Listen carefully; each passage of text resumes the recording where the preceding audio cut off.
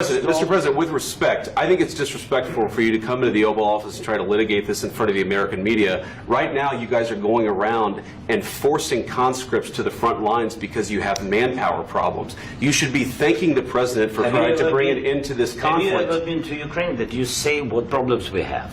I have been to. Come once. I've actually watched and seen the stories, and I know what happens is you bring people, you bring them on a propaganda tour, Mr. President. Do you disagree that you've had problems bringing people into your military? We have problems. And do you think that it's respectful to come to the Oval Office of the United States of America and attack the administration that is trying to prevent the destruction of your country? A lot of questions. Let's start from the beginning. Sure. First of all, during the war, everybody has problems. Even you, but you have nice ocean and don't feel now, but you will feel it in the future. God bless. You don't know that. God bless. God bless. You will not have a war. Don't tell us what we're going to feel.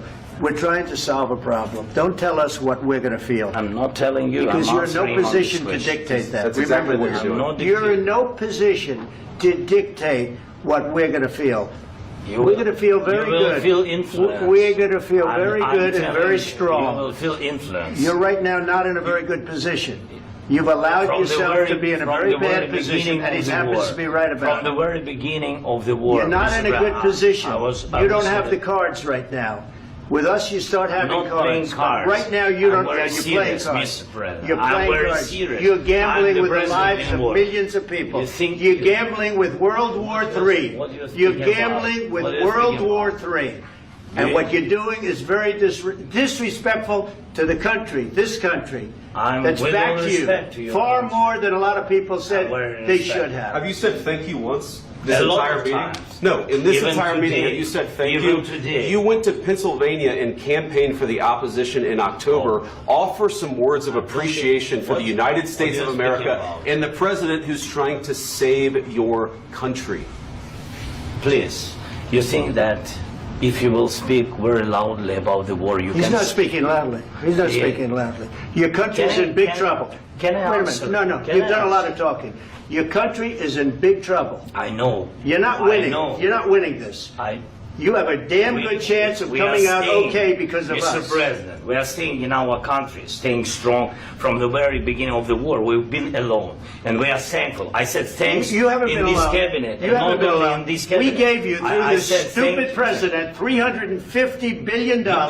We gave you military equipment, and your men are brave, but they had to use our military. If you didn't have our military equipment, this war would have been over in 2 weeks. In 3 days, I heard it from Putin. In 3 days, this is something maybe new. less. In 2 weeks, of course, yes. It's going to be a very hard thing to do business like this. Again, just say thank you. I said a lot of times to American people. Except that there are disagreements, and let's go litigate those disagreements rather than trying to fight it out in the American media when you're wrong. We know that you're wrong. But you see, I think it's good for the American people to see what's going on. I understand, sir. I think it's very important. That's why I kept this going so long. You have to be thankful. You don't have the cards. You're buried there. Your people are dying. You're running low on soldiers.